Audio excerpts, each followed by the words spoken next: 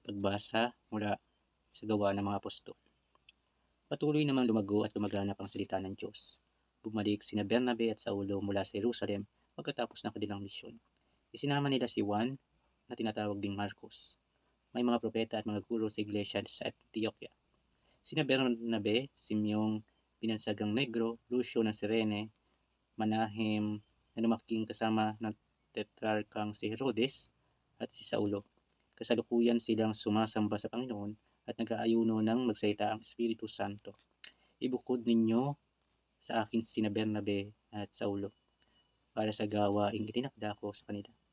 Pagkapag-ayuno nila at pagkapanalangin, binatungan nila sila ng kamay at pinaalis.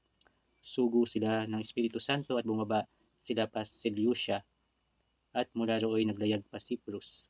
Pagdating nila sa Salamina, ipinangaral nila ang salita ng Diyos sa mga sinagoga ng mga Hudyo. Kasama nila si Juan bilang katulong. Ang salita ng Diyos. Salamat sa Diyos. Isang mapagpalang araw po sa ating lahat. Nasa panahon pa rin po tayo ng muling pagkabuhay ng ating Panginoong Hesus. At ang ating napakinggang pagbasa sa araw na ito ay mula sa Gawa ng mga Apostol.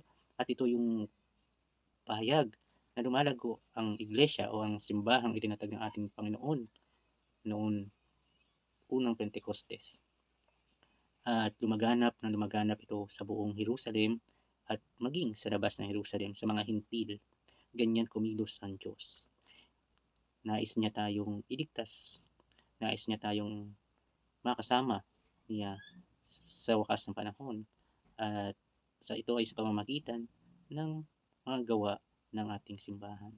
Mga pagpupugay, mga pagsamba, mga paggawa ng mabuti, alang-alang sa pangalan ng ating Panginoong Hesus. Hindi madali magpaglaganap ng paniniwala kay Hesus na napako sa krus, namatay, ngunit muling nabuhay sa ikatlong araw. Hindi madaling magpahayag o maging witness sa pagiging Diyos, sa pagiging propeta, at sa pagiging pari ng ating Panginoong Hesus. Ngunit ang hirap na ito ay walang katumbas sa paghihirap ng ating Panginoon na nabayubay sa krus ng Kalbaryo.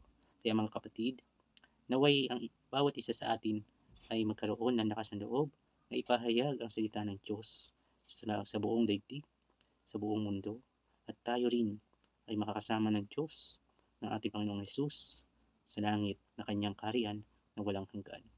Kasama ng ating mahal na ina, mahal na Birheng Maria, at mga apostol, at mga santo. Amen. Aba Ginoong Maria, napupuno ka ng grasya, ang Panginoon Diyos ay sumasa iyo. Bukod kang pinagpala sa babaeng lahat, at pinagpala naman ang iyong anak na si Jesus. Santa Maria, Ina ng Diyos, ipanalangin mo kami makasalanan, ngayon at kung kami mamamatay. Amen. At pagpalain tayo ng makapangyarihan Diyos, Ama, Anak at Espiritu Santo. Amen. Isang mapagpala at ingat po ang lahat ngayong araw na ito. Amen.